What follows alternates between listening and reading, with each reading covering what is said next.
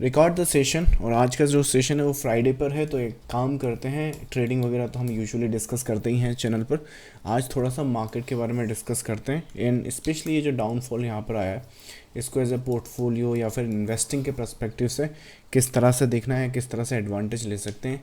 ज़रा गौर से सुना, यहाँ पे कुछ पॉइंट ऐसे हैं जो शायद आप पर लागू होंगे और ये आपको मैक्सिमाइज करेंगे आपके जो रिटर्न्स है उसे, लाइक लॉन्ग टर्म में जो CAGR आप बनाओगे ना उसे मैक्सिमाइज करने के लिए।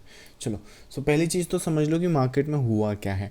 मार्केट में यूजुअली आई थिंक ये लाइक इस पूरे करेक्शन में अगर देखें अपन कहाँ से स्टार्ट हुआ है, सो लेट्स से शायद एक ये करेक्शन था। इस करेक्शन की ज़रा डेप्थ देखो, so let's check that out. इसकी डेप्थ देखें तो 10% के आसपास था, राइट। उसके बाद एक करेक्शन लगभग यहाँ कहीं पर है, उसकी भी डेप्थ देख लेते हैं। मोस्ट प्रॉब्ली इसकी डेप्थ होगी अपनी वही 6-5-6% के आसपास, राइट। इसके बाद आई थिंक यहाँ से एक लास्ट में एक, मतलब ये तो पूरा कंसोलिडेशन फेज है, आप चाहो तो ईच एंड वेव जो एवरी वेव है उसका डेप्थ देख सकते हो और मोटा मोटा देख लेते हैं कि इस वेव का कितना करेक्शन वहाँ पे बना था। तो ये भी 5-7-8%।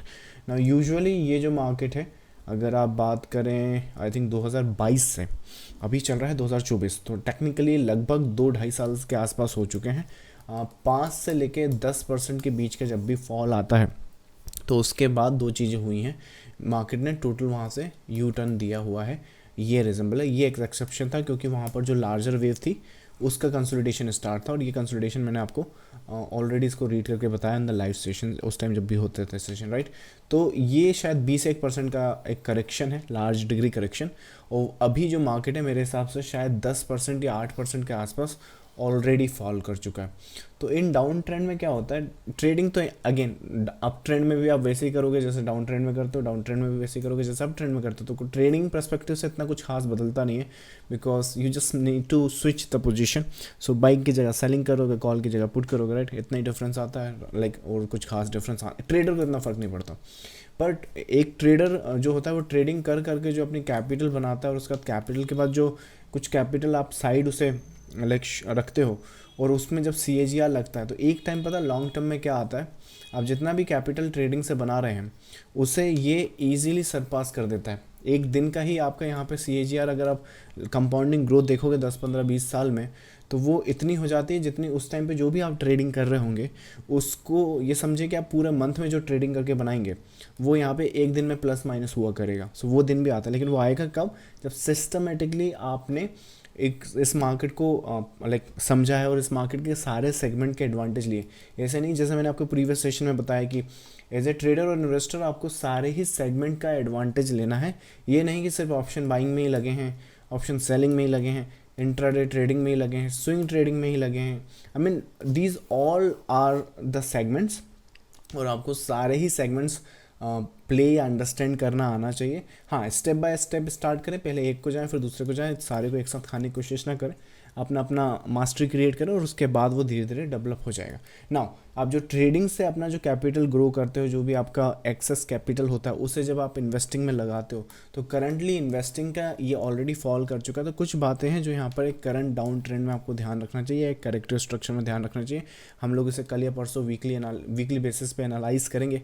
अभी के लिए तो एनालाइज नहीं है, तो देखते कि वहाँ से क्या एक अपडेट निकल के आता है। क्या पता शायद लार्जर करेक्शन स्टार्ट हम यहाँ से कर रहे हैं, तो that needs to be seen. 1 या 2 दिन में वो मैं अपडेट कर दूंगा। But I think down trend में कुछ पॉइंट्स है, ज़रा उस पर ध्यान दो। अगर आप लेट से आने वाले, जैसे डाउन ट्रेंड यहाँ से स्टार्ट हुआ है या लेट से फॉल यहाँ से हुआ, तो यहाँ से लेके लेट से 1 या 2 महीने के आसपास अगर आप कोई लमसम इन्वेस्टमेंट करने वाले थे जो सिर्फ एक ही बार करने वाले थे, तो वो थोड़े दिन के लिए हॉल्ट पे डाल दें, जब तक या तो यहाँ से रिकवरी स्टार्ट ना हो या फिर कोई साइन ना दिखे जहाँ पे बॉटम बनने के अश्योरेंस हो। मतलब कि वही कि अगर ये फॉल कर रहा है तो कोशिश करें कि अपना जो भी लमसम आपने इस लाइक इस डेट के आसपास करना है, तो वो थोड़ा या तो बॉटम के आसपास हम करेंगे, जहाँ की बॉटम जहाँ पर भी हम एंटिसिपेट कर सकते हैं, या फिर कंफर्मेशन के बाद थोड़ा ध्यान रखना। अदरवाइज़ क्या होगा कि ये अगर अभी बना दोगे आप जो लमसम, तो एक तो लमसम पैसा होता है, तो लमसम तो गया। अब लमसम गया तो दोबारा मान लो वो करेक्ट होकर यहाँ आ गया, राइट। कितने ही ट्रेडर इन्वेस्टर्स थे जो ये वाला जो करेक्शन था ना यहाँ पर आके इस करेक्शन में आए थे, और इस करेक्शन में वही नॉर्मल है। लोगों को लगा कि ये जो है वो सिंपल करेक्शन है, यहाँ पर उठे, यहाँ पर सोचा कि ABC ले लो, या फिर WXY ले लो, या फिर moving average, I don't know, support resistance, कुछ भी आप लगा लो। यहाँ से लोगों ने सोचा कि ये इस तरह से चला जाएगा, और यहीं पर लमसम बनाना स्टार्ट कर दी। हुआ क्या, थोड़े दिन बाद बेटर प्राइस पे मिल गया, राइट। इसका स्नैपशॉट अगर आपको देखो तो रुको मैं स्नैपशॉट बताता हूँ, हमने उस टाइम क्या अपडेट किया था। आई थिंक यहाँ कहीं पर अब मुझे स्नैपशॉट मिल जाए पहले तो, राइट। तो निफ्टी मेरे हिसाब से मार्च होगा, मार्च कौन सा है भाई, एक बार देखें, 2022 का, सो 22 कुछ भी नहीं आया तो, राइट, 20 शायद अब कुछ आया, 5 मार्च, हाँ यही है, राइट। तो देखो यहाँ पे, सो वेव एनालिसिस क्या होता है कि कई बार आपके पैटर्न्स एंड स्ट्रक्चर आइडेंटिफाई कर सकते हो आप, तो उसमें क्या होगा कि लमसम यहाँ करने की बजाय या इस वेव में करने की बजाय आपको बेटर प्राइस या बेटर एंटिसिपेशन मिल सकता है। तो 1 से 2 महीने अगर आप कोई लमसम करने वाले हैं तो थोड़ा सा रुक जाओ। हाँ, आपकी जो SIPs हैं उन्हें नहीं रोकना है, तो चाहे मार्केट गिरे चाहे बढ़े, अगर होराइज़न आपका जो है वो 5 साल 10 साल 15 साल का है तो SIP में बिल्कुल दिक्कत नहीं है, वो SIPs आपकी कंटिन्यू रहेंगी, चाहे वो SIP आप स्टॉक्स में करते हो डायरेक्टली, या फिर लेट्स से आप म्यूचुअल फंड में करते हो, या फिर इंडेक्स, मुझे फ़र्क नहीं पड़ता। अगर वर्ड आपका SIP का है, या फिर हर महीने, हर 15 दिन, मुझे अपना SIP फिगर आउट करो और उसे बिल्कुल मत रोको, वो कंटिन्यू करो। लमसम जो पैसा है उसको थोड़ा सा रुक जाओ। आई थिंक एक बेटर प्राइस या बेटर एंटिसिपेशन शायद यहाँ से मिल सकता है, लेट्स सी कि किस हिसाब से डेवलप होता है। दूसरा जो है कि कई बार ये मार्केट गिरता है ना, तो लोग क्या करते हैं कि अरे अब तो गिर गया, तो या तो अपने घर की गाड़ी बेच दी, सोना गिरवी रख दिया, आई डोंट नो, लोग करते हैं ऐसी हरकतें, डेट ले ली, दोस्त से उधार ले लिया, यहाँ वो सब छोड़ दो। जितना देखो क्या होगा, लॉन्ग इन्वेस्टिंग की जब बात आ रही ना, तो CAGR जब लगेगा, है ना, तो सपोज करो, आई डोंट नो उस टाइम आपकी क्या कैपिटल होगी, बट एक रेफरेंस लेते हैं, चलिए 10 करोड़ का नंबर एक इंडिया में सफिशिएंट इनफ होता है, तो लेट्स से 10 करोड़ आपने, पर उस टाइम पे इन्फ्लेशन लगेगा, राइट, 10 करोड़ मैं आज के हिसाब से बता रहा हूँ, तो let's say make it 30 crore. So 30 crore के हिसाब से अगर मान लो उस टाइम आपका 25 करोड़ हो गया, 35 करोड़ हो गया, क्या फ़र्क पड़ता है, राइट। तो थोड़ा बहुत ये जो सिनारियोज हैं, आपके पास जो कैपिटल है वही लगाओ, उधारी लेके कोई मतलब नहीं, उधारी लेके कर क्या लोगे, 2 काम होंगे, या तो वो और गिर जाएगा तो बर्बाद हो जाओगे, राइट, और अगर वो चल भी गया तो करोगे क्या, वो उधारी का पैसा लिया आपने, जैसे वो बढ़ेगा आप बुक कर लोगे, तो इसलिए वो तो ट्रेडिंग में आप वैसे ही कर लोगे, तो ट्रेडिंग में करो, यहाँ पर इतना कुछ इन्वेस्टमेंट और इनको वो करने की ज़रूरत नहीं है, ठीक है, उसका ध्यान रखो। सो नेक्स्ट है आपका क्या, आई थिंक, हाँ, इसके अलावा जो पॉइंट्स होते हैं, मुझे लगता है कि इस टाइम पर, जैसे कि अगर यही एक इंडेक्स नहीं है, अगर इसके बाद देखो तो आई थिंक कुछ क्यूरीज आपकी आ रही हैं, अब थोड़ा देर रुक जाओ, क्यूरीज मुझे एक्सप्लेन कर दो, फिर आप बताइएगा।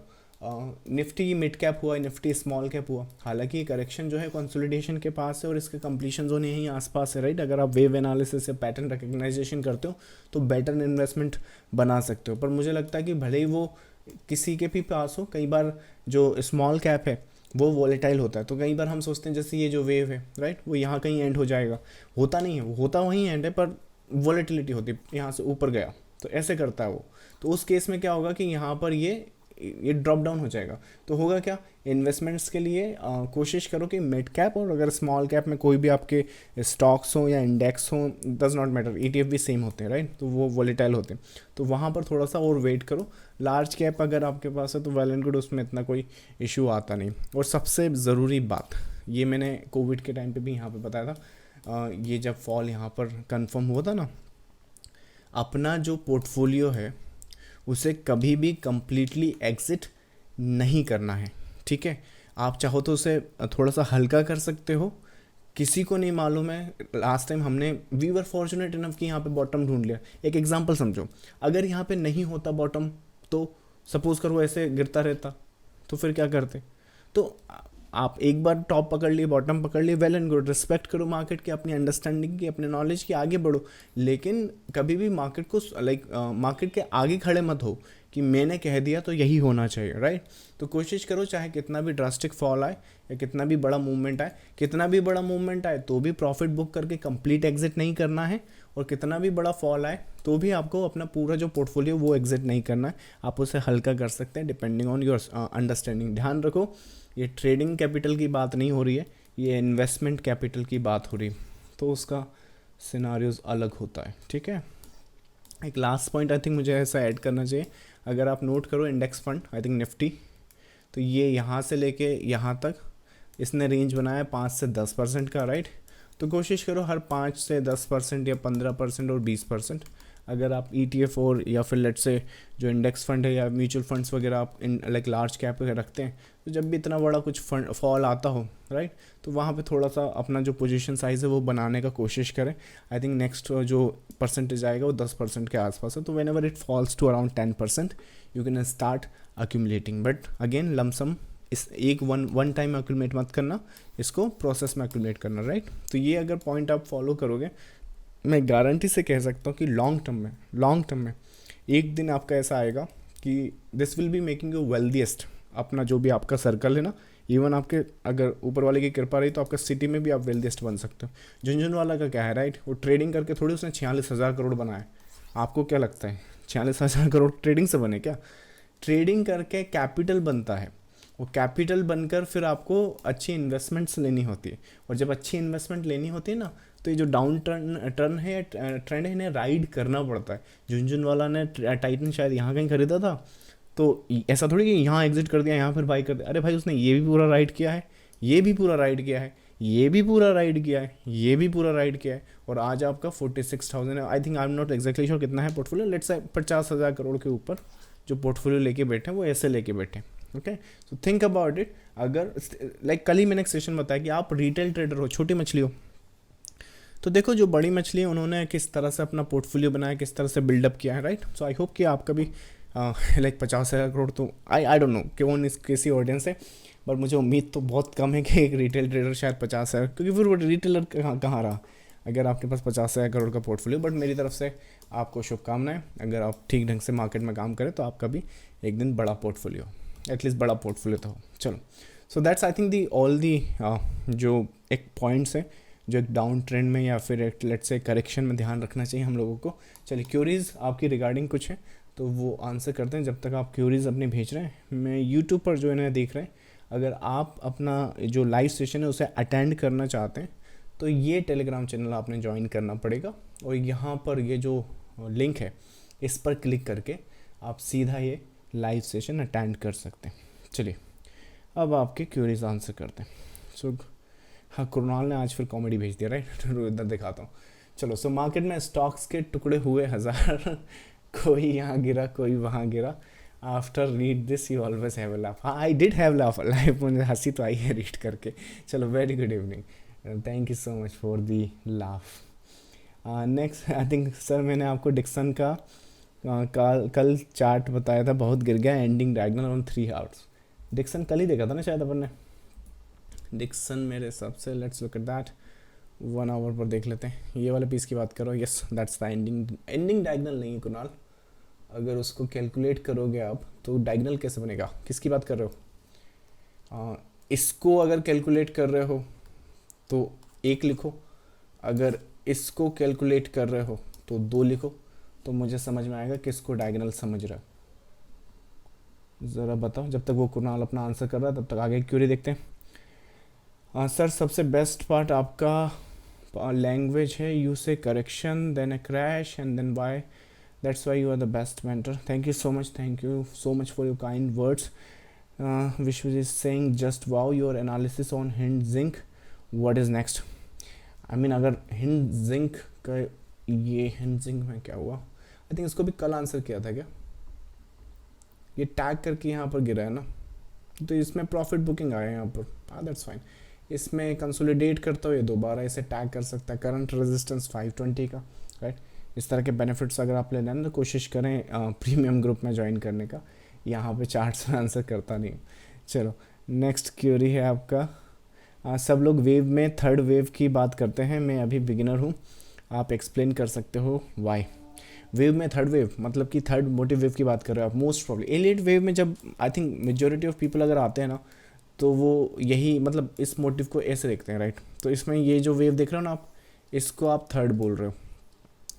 एलियट वेव या वेव एनालिसिस में क्या है कि आई डोंट से कि वेव एनालिसिस, पर मुझे लगता है कि एलियट वेव, इसमें है ना 8 वेव का कंप्लीट एक वेव साइकिल है, उसको ऐसे देख सकते हो 1 2 3 4 5, ABC। सो ये एक स्नैपशॉट है, ऐसा हमेशा होता नहीं है, क्योंकि अगर ऐसा होता तो you wouldn't be sitting there, I wouldn't be talking here, right. बहुत सिंपल हो जाता है, ये तो सारी दुनिया सब काम धंधा छोड़ के ट्रेड कर रही होती, राइट। तो डिपेंड करता है ये पैटर्न कैसे बनता हो सका, तो यहाँ पे लीडिंग डायगोनल बन सकता है, राइट। उसके बाद करेक्शन फ्लैट हो सकता है, तो वो एक केस एंड सिनारियोज होते हैं। तो एनीवेज बट बात इसकी है, तो ये क्या है, एक वन साइकिल है। अब इसमें अगर फोकस करो आप, तो usually I think 80% of the time जो लॉन्गेस्ट वेव होती है ना, वो ये वाली होती है, जिसको आप लेबल करोगे 1 2 एंड ये 3। तो ये हुआ। तो ये जो थर्ड वेव है ना, जो बात करते हैं सब, वो इसीलिए करते हैं क्योंकि अगर इसमें देखो आप, सबसे ज़्यादा लंबी कौन सी वेव है, यही वेव है, राइट।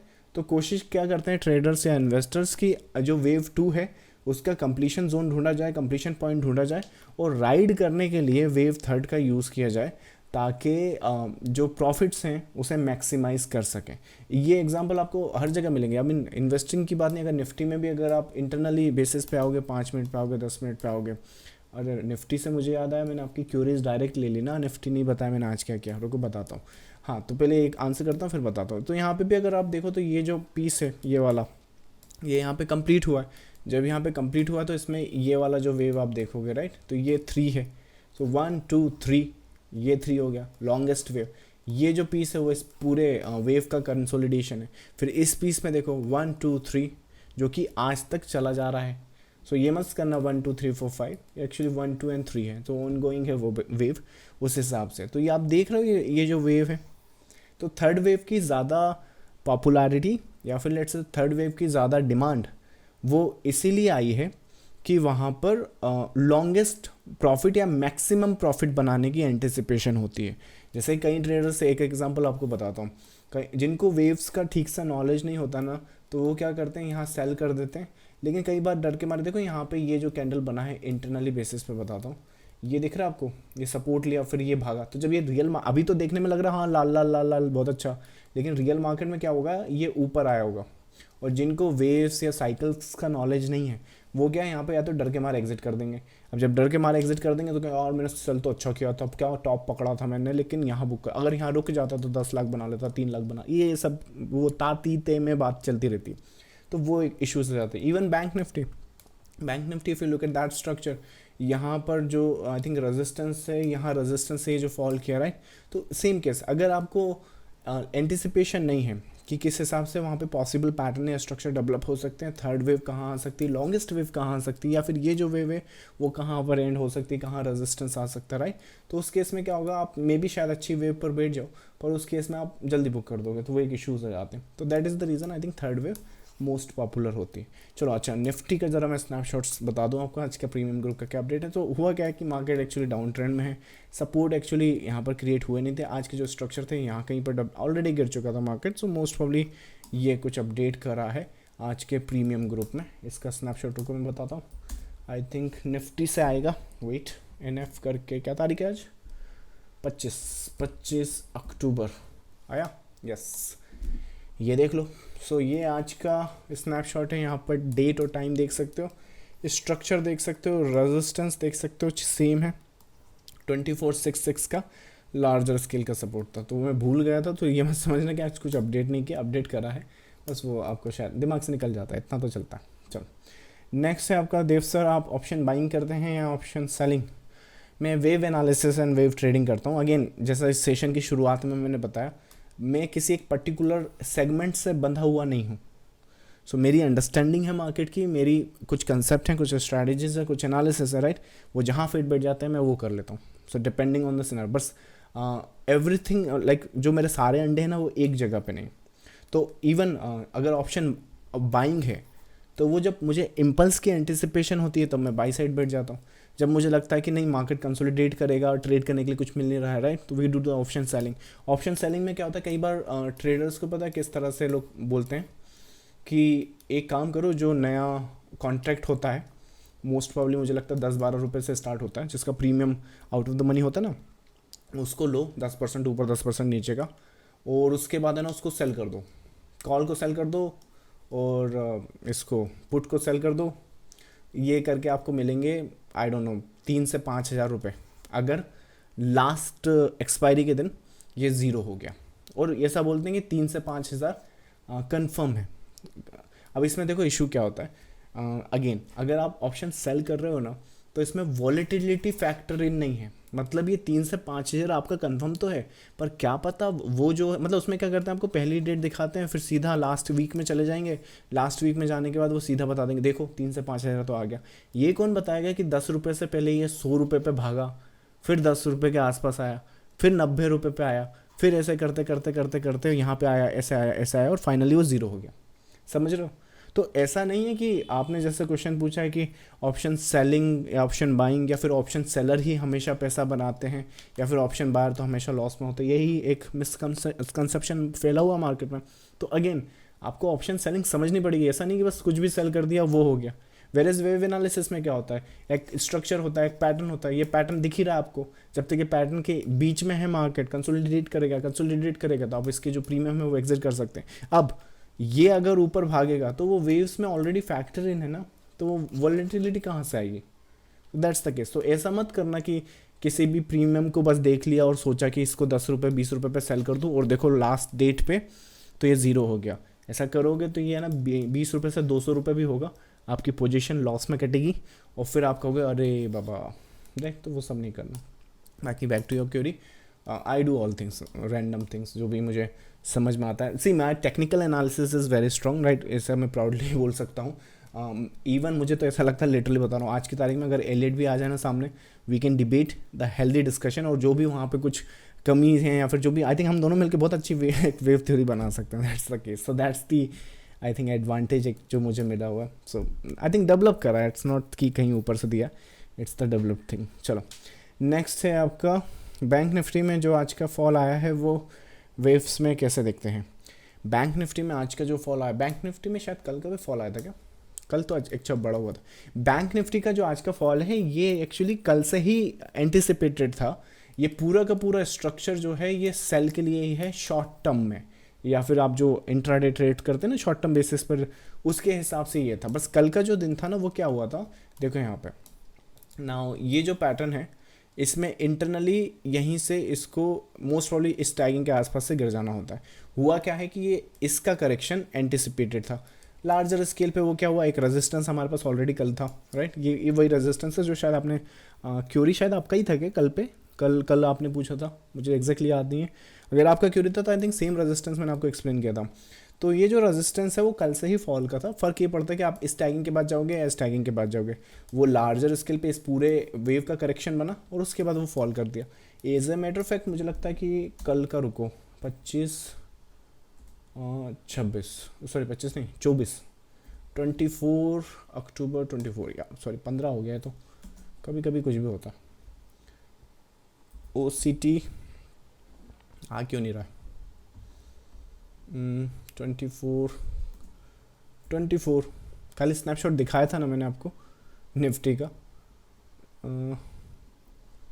3 अक्टूबर निफ्टी, 7 अक्टूबर। अरे बाबा ऐसा करोगे तो कैसे चलेगा, राइट, ऐसा करोगे तो ऐसा लगेगा जैसे कल स्नैपशॉट दिखाया नहीं मैंने, जो कि मैंने दिखाया, मुझे जहाँ तक मुझे मालूम है। रुको फिर से बताता हूँ आपको। निफ्टी यस देखो ये दिखाया था मैंने, जहाँ तक मुझे ये कल ही स्नैपशॉट है। तो ये जो वीडियो है ना, अगर आप ग्रुप में हो या फिर ग्रुप ज्वाइन करोगे, इसी वीडियो को है ना यहाँ पर लेके आना, और इसमें ना बैंक निफ्टी हमने डिस्कस किया, प्योर बैंक निफ्टी। आपको पता चलेगा कि जो आज हुआ वो कल से एंटिसिपेटेड था।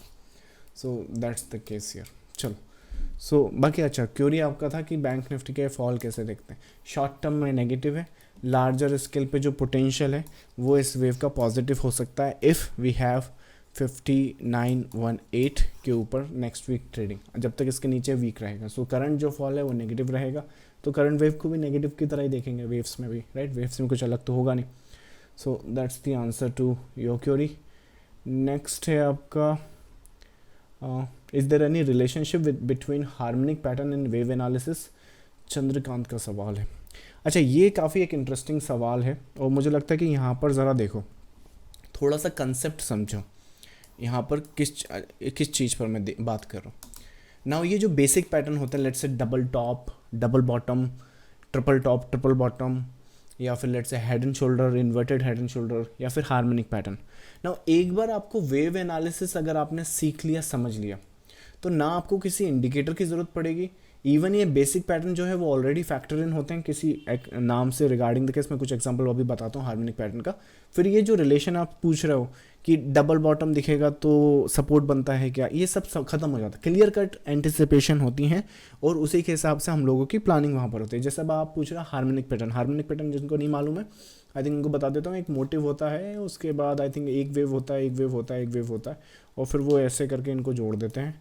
नाम शायद मेरे हिसाब से इसको ज़ीरो बोलते हैं, स्टार्टिंग पॉइंट एक्स हो गया, ये ए बी सी नहीं डी आता, सॉरी ये एक्स रहेगा, ये ए रहेगा, ये बी रहेगा। नाम में कुछ नहीं रखा, राइट। आप कृष्ण को किसी भी नाम से बुलाओ, क्या फ़र्क पड़ता है, राइट। तो वैसे ये है, बट हार्मोनिक पैटर्न कुछ ऐसा दिखता है और इसके बाद वो यहाँ से शायद बाई सेटअप्स देखते हैं। अब ये पैटर्न आपने नोट किया होगा कि कुछ हार्मोनिक पैटर्न तो बहुत अच्छे चल जाते हैं, स्पेशली अगर आप बैक टेस्ट करेंगे तो आप जो कुछ पैटर्न और स्ट्रक्चर आइडेंटिफाई करोगे वहाँ पे क्या होगा, ये गिर के जाएगा। अभी जब गिर के जाएगा इसको टैग करेगा और उसके बाद भागेगा, तो फिर वहाँ पर क्या हो जाएगा, दो चीज़ करोगे आप। अरे ये इसको क्या बोलते हैं, आई थिंक इसको बैट पैटर्न बोलते हैं, इसको बटरफ्लाई पैटर्न बोलते हैं, जिसमें टैग कर देता है। तो वो बोलते हैं कि ये वो पैटर्न नहीं था, ये वो पैटर्न है, राइट। तो इसकी बजाय क्या कर सकते हो पता है क्या, अगर रिलेशनशिप उसमें नहीं है बट वो दिखती है कि इसमें कुछ रिलेशन है, जैसे कि एक मोटिव हुआ और उसके बाद आपका जिगजैग करेक्शन हुआ जो थोड़ा सा डीप हो गया। जिगजैग करेक्शन कैसा होता है, ऐसा, तो क्या ये हार्मोनिक पैटर्न जैसा नहीं दिख रहा। अब उसमें पता हार्मोनिक पैटर्न में क्या है, उसमें ये कैलकुलेशन है कि ये जो वेव है वो इसके भी इतने फिब तक आनी चाहिए। वेव एनालिसिस में ऐसा नहीं है। वेव एनालिसिस में क्या है कि आप एक्चुअली अगर एडवांस ट्रेडर हो ना आप, और इस मार्केट को आप यहाँ पे भी आइडेंटिफाई करोगे तो आप ये भी ट्रेड कर सकते हो, ये भी ट्रेड कर सकते हो, ये भी ट्रेड कर सकते हो, और ये तो ट्रेड करोगे क्योंकि नेक्स्ट पॉसिबल वेव है। वेरेज एडवांस पैटर्न या हार्मोनिक पैटर्न में क्या है, आपको चुपचाप से यहाँ बिठाया जाएगा और मार्केट अगर यहाँ ट्रेड कर रहा है और आप सोच रहे हो कि वो यहाँ आएगा, तो ये तो बोलेंगे कि बिल्कुल ट्रेड नहीं करना है, बनने दो market, let the market consolidate, let the market do their thing. क्या पता वो थोड़ा, और अगर थोड़ा सा फिब रेशियो ऊपर नीचे हो गया तो आप जानते हो कि ये करेगा वो, लेकिन आप नहीं ट्रेड ले पाओगे क्योंकि वो ऊपर फिब ये टूट गया ना। यहाँ ऐसा कुछ नहीं होता। तो क्या इनमें रिलेशन है, रिलेशन है ऐसा प्रतीत होता है, ऐसा दिखता है कि उनमें रिलेशन है, पर जहाँ चलती हो उस हिसाब से वो एंटिसिपेशन होती है। तो ये हार्मोनिक पैटर्न होगा। हार्मोनिक पैटर्न स्पेशली अगर आप बैट पैटर्न या I think I am not sure, एक 618 वाला था, जी से कुछ नाम था, एक बटरफ्लाई पैटर्न, तो दीज आर ऑल फॉर्मेशन जो है वो वेव एनालिसिस से ड्राइव कर सकते हो। जिगजैग पैटर्न लोगे तो बैट पैटर्न जैसा कुछ बनेगा और वो आप उसके बाद नेक्स्ट, अगर वेव एनालिसिस है तो ज़्यादा अच्छे से उसे डीप कर सकते हो। डबल टॉप, ट्रिपल टॉप क्या होता है, ट्रिपल टॉप क्या हो गया, मोटिव गया ऊपर से डायगोनल बना दिया वहाँ पर, तो ये ट्रिपल टॉप बन गया। तो ट्रिपल टॉप तो आपको ट्रिपल टॉप की फॉर्मेशन क्या है, या तो वो ऐसा दिखेगा। वेव एनालिसिस में आप क्या कर सकते हो, पांचवी वेव का एंड पॉइंट ढूंढ सकते हो, सेल ऑफ देख सकते हो, राइट। उसके बाद हेड एंड शोल्डर कैसे बोलेंगे, राइट, हेड एंड शोल्डर की ऐसे बन के अब कैसे कहोगे कि ये चलेगा कि नहीं चलेगा, डिपेंड करता है कि ये कौन सी वेव है। अगर ये जेड वेव है या फिर लेट्स से वाई वेव है, राइट, या फिर सी वेव है, तो ये जो हेड एंड शोल्डर है वो गारंटीड चलेगा। तो इस हिसाब से, वेरेज हेड एंड शोल्डर ही अगर आपको जानना है या फिर उसी हिसाब, तो आप श्योर ही नहीं हो कि चलेगा कि नहीं चलेगा क्योंकि पता ही नहीं है। तो उस हिसाब से तो पैटर्न एंड स्ट्रक्चर को अगर सही लोकेशन पे सही तरीके से फाइंड करोगे तो यस आपको लग सकता है कि वैसा उनमें रिलेशन है, और शायद शुरुआत की आपकी जर्नी में आप उन्हें उस तरह से आइडेंटिफाई भी करें, that's totally fine. But eventually large scale क्या है, लार्जर गोल क्या है, आपको वो सीधा मार्केट से देखेगा। इसमें फिर कोई सब्सिट्यूट लेने की आपको ज़रूरत नहीं पड़ेगी। चलिए, बाकी आपकी बहुत सारी क्यूरीज फिर से आ गई हैं। एक काम करता हूँ, मैं कॉपी करूँ आपकी क्यूरीज, आज के लिए इतना रखें। So let me copy that first. अच्छा, एक और चीज़ बता दूं, अगर ये पैटर्न्स और स्ट्रक्चर अगर आप खुद से सीखना चाहते हैं तो अपनी वेबसाइट पे 1-to-1 ट्रेनिंग अवेलेबल है, वीडियो कोर्स अवेलेबल है, जिसमें पूरा नॉलेज इन डेप्थ कवर किया गया है। Strategy, analysis, money management, risk management, intraday trading, swing trading, beat analysis होगा वहाँ पे, एंड पूरा जो मार्केट का कंसेप्ट है वो कवर किया गया है। अगर आप चाहें तो ये सारा कंसेप्ट बुक्स से भी स्टडी कर सकते हैं। Everything is available on our website. चलो, so thank you so much for joining the live session. Remaining queries हम लोग नेक्स्ट सेशन में कंडक्ट करते हैं। Have a good day, bye bye.